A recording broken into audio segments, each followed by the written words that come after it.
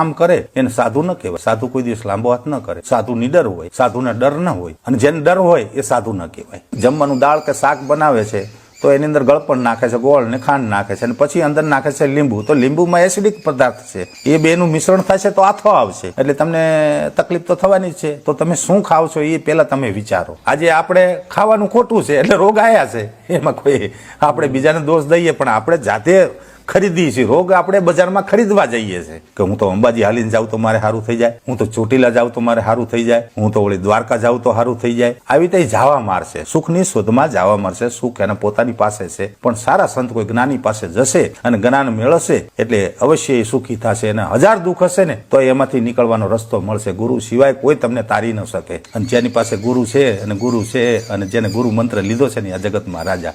જય સિયારામ. મારું નામ છે શ્રી શંભુદાસજી. હું વૈષ્ણવ સાધુ છે, ખાકી મહાત્મા છે. મારા આશ્રમનું નામ છે શ્રી વાદળિયા હનુમાનજી મહારાજ આશ્રમ, તાલુકો ખાંભા, જિલ્લો અમરેલી. મનો જે પાયો છે તો ધર્મનો પાયો આપણે સનાતન ધર્મ, આપણે એવું કહીએ છીએ કે સત્ય સનાતન ધર્મ કી જય. તમામ અમારા સાધુ સંતો જે બોલાવે છે તો સનાતનનો મતલબ થાય છે જન્મ અને મૃત્યુ, આ નિશ્ચિત છે. ભગવાન રામ, ભગવાન કૃષ્ણ એને પણ આ મૃત્યુ લોકમાંથી જવું પડ્યું. આજે એ પૂજનીય છે, આપણે પૂજીએ છીએ, બરાબર. બીજા નંબરમાં કે 4 વેદ, ઋગ્વેદ, સામવેદ, અથર્વવેદ ને યજુર્વેદ, વેદ પણ 4. તો 4 પુરી છે, જ્યારે કે દ્વારકાપુરી છે ને જગન્નાથપુરી, આવી રીતે 4 પુરી છે. તો એવી રીતે 4 ધામ છે, બદ્રીનાથ ને આ આપણે છે ને 4 ધામ છે. તો એવી રીતે 4 દિશા છે, પૂરબ, પશ્ચિમ, ઉત્તર ને દક્ષિણ. તો એવી રીતે ખૂણા પણ 4 છે, ઈશાન, અગ્નિ ને ઋત્ય, વાયવ્ય. તો 4 હત્યાનું પાપ, સ્ત્રી હત્યા, બાળ હત્યા, ગાય હત્યા, સાધુ હત્યા, 4 હત્યાનું પાપ. તો માણસ મરે તો પણ એને નનામી બનાવે તો 4 જ વ્યક્તિ ઉપાડવાવાળા છે. નાળિયેર પણ 4 જ બાંધવામાં આવે, વિસામાં પણ 4. એક જ્યાં મૃત્યુ થાય ત્યાં, એક પોતાના ઘરના આંગણામાં નનામી બનાવે ત્યાં, ત્રીજું ગામના ગોંદરે પાદરમાં જ્યાં એનું મુખ ફેરવવામાં આવે છે, ગામથી ફેરવી નાખવામાં આવે છે, અને છેલ્લું એને શમશાનમાં એનું વિસામાં પણ 4 છે. તો 4નો મહિમા. શરીર પણ 4 તત્વનું છે. 5 તત્વ ગણાય છે. તો હવા તત્વ ન કહી શકાય, હવાને દેખી ન શકાય, હવાનું વજન ન કરી શકાય. તત્વ દેખી શકાય, હકીકતમાં 5 તત્વ. તો એની પ્રકૃતિ 25 છે. તો પહેલે તો મનુષ્યએ પોતાના શરીરની રચનાને સંભાળવાનું.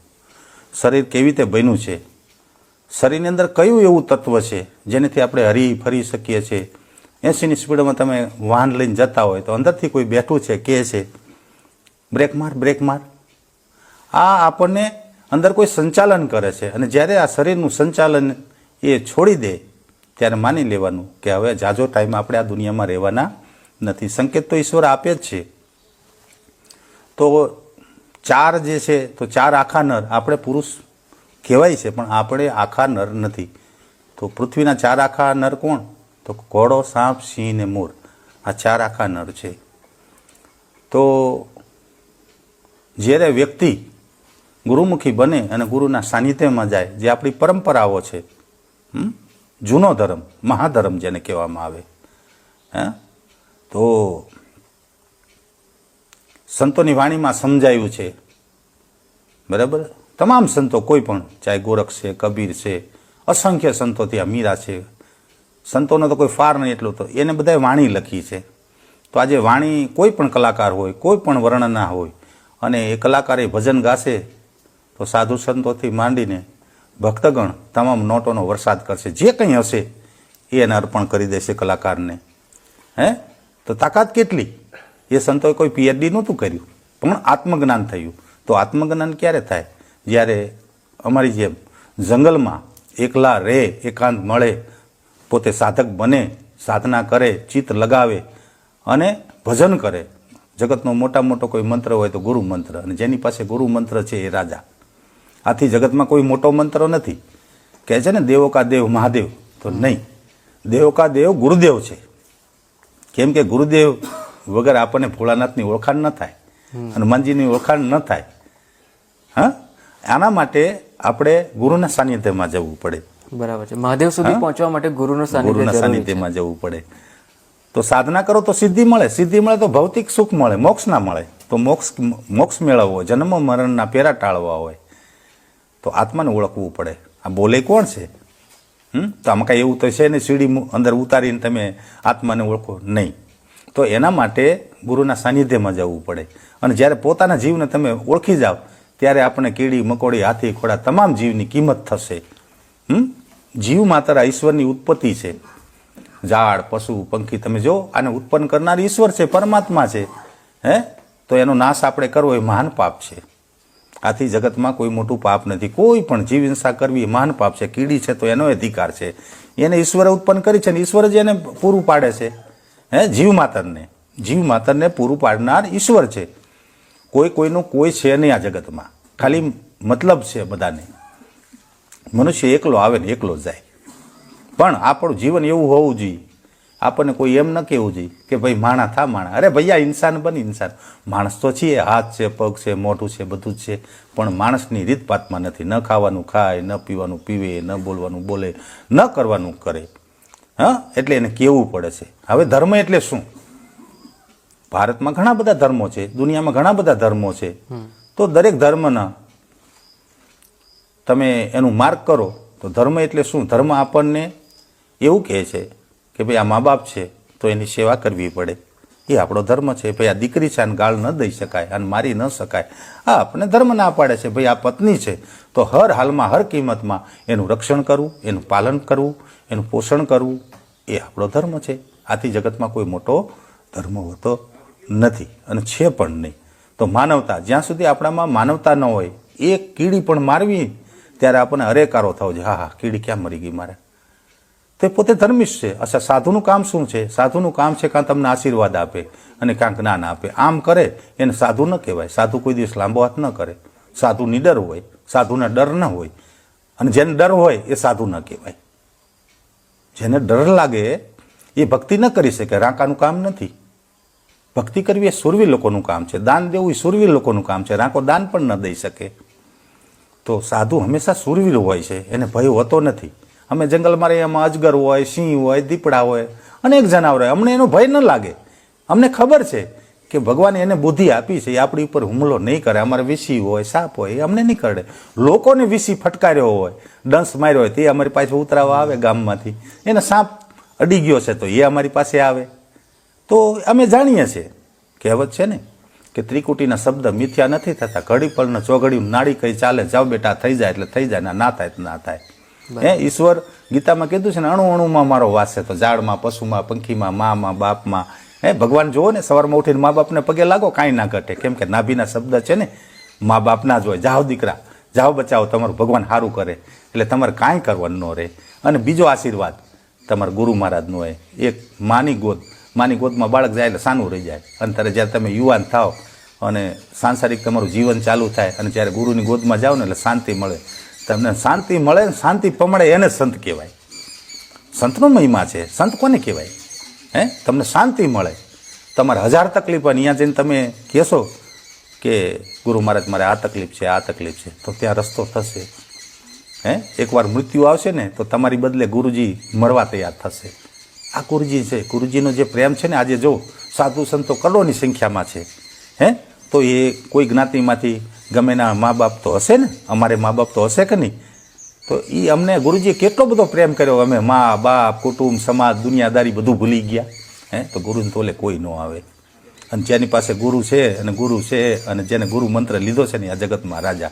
ચાહે માણસ બિલ્ડર બને, ઉદ્યોગપતિ બને, નેતા બને, ગમે એટલો મોટો થાય ને ગમે એટલો સુખી સંપન્ન થાય, પણ જ્યાં સુધી સંતનો પંજો ન લાગે ને ત્યાં સુધી વ્યક્તિ મોટો બની જ ન શકે.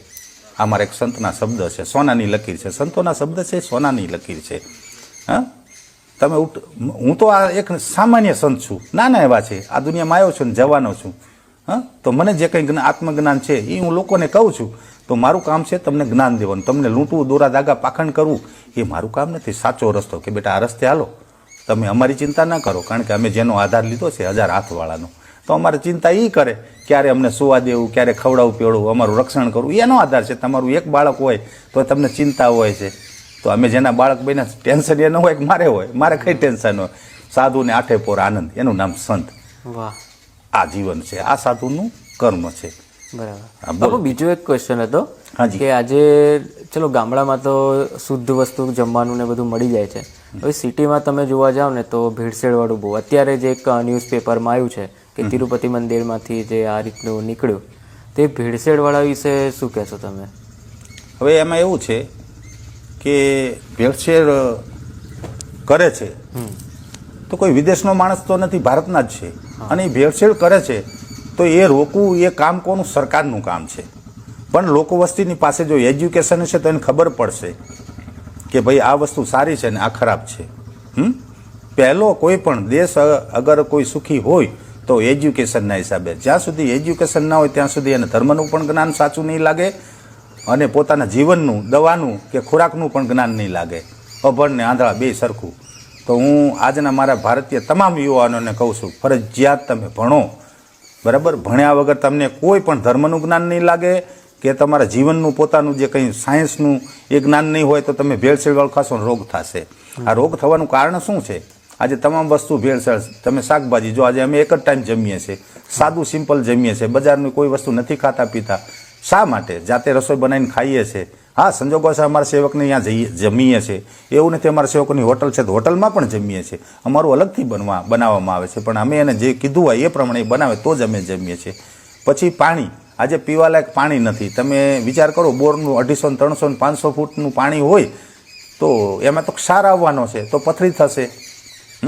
આજે તમે જો વિચાર કરી લો કે જમવાનું દાળ કે શાક બનાવે છે તો એની અંદર ગળપણ નાખે છે, ગોળ ને ખાંડ નાખે છે, અને પછી અંદર નાખે છે લીંબુ. તો લીંબુમાં એસિડિક પદાર્થ છે, એ બેનું મિશ્રણ થશે તો આથો આવશે. તો આ પેટમાં હીટિંગ છે એટલે આપણે જીવતા છે, તો એ આથો પેટમાં ગરમીના હિસાબે અમે જે ખાધું છે એનો આથો આવે એટલે તમને તકલીફ તો થવાની જ છે. તો તમે શું ખાવ છો એ પહેલાં તમે વિચારો. આજે મને આટલી ઉંમર છે છતાં પણ હું એકલા જ અહીંયા રહે છે અને આ બધું કામ કરું છું. બરાબર? તો એનું કારણ શું છે કે પહેલું કે તમે ખાવામાં પરેજી પાડો, ધ્યાન રાખો તમે શું ખાઈ રહ્યા છો.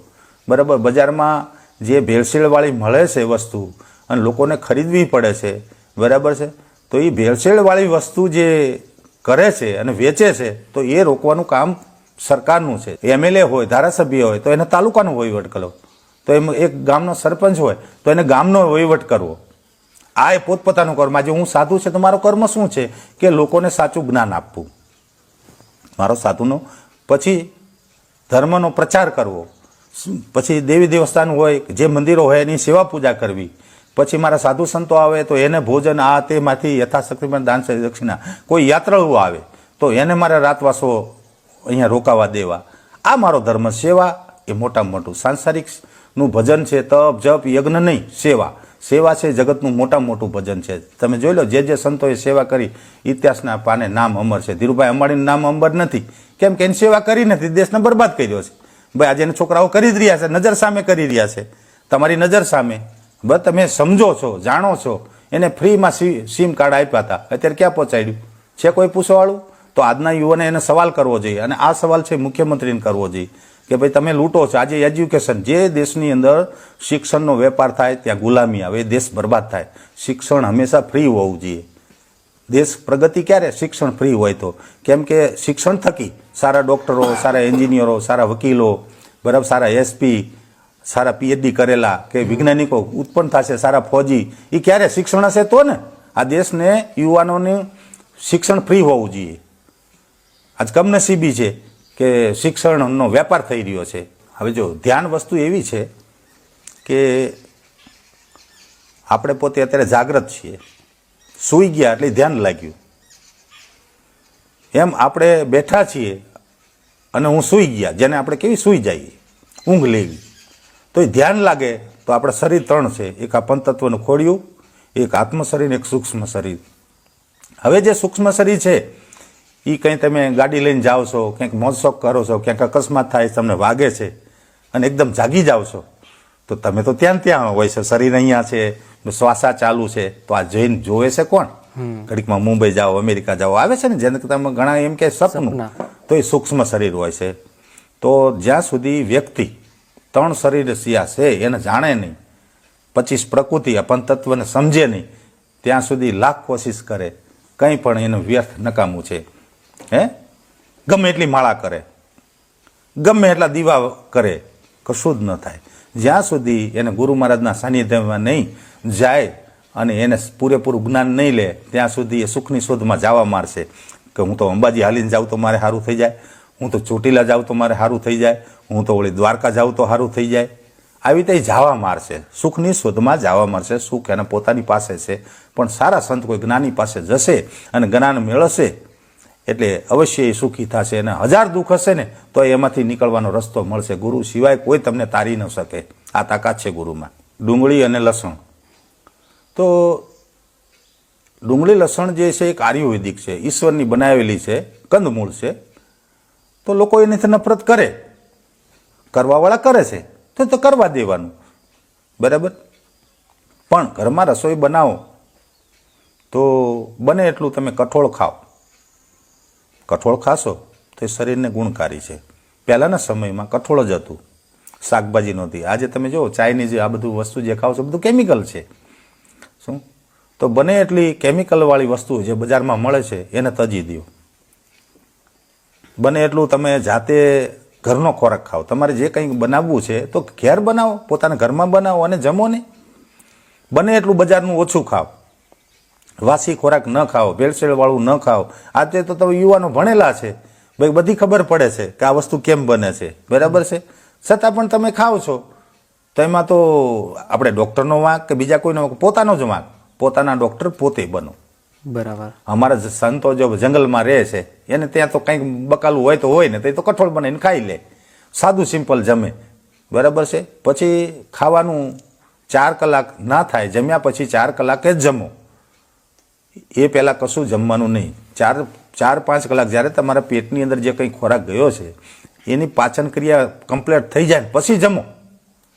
પણ કલાક અને 2 કલાકને ઘડીક બધું ખા કરો તો એનાથી પેટમાં અપચો થાય. અપચો થાય એટલે ગેસ થાય. ગેસ થાય એટલે એ ગેસના હિસાબે શું થાય, તમને બીપીની તકલીફ થાય. બીપીની તકલીફ થાય એટલે હું ભેગું સુગર લાવે.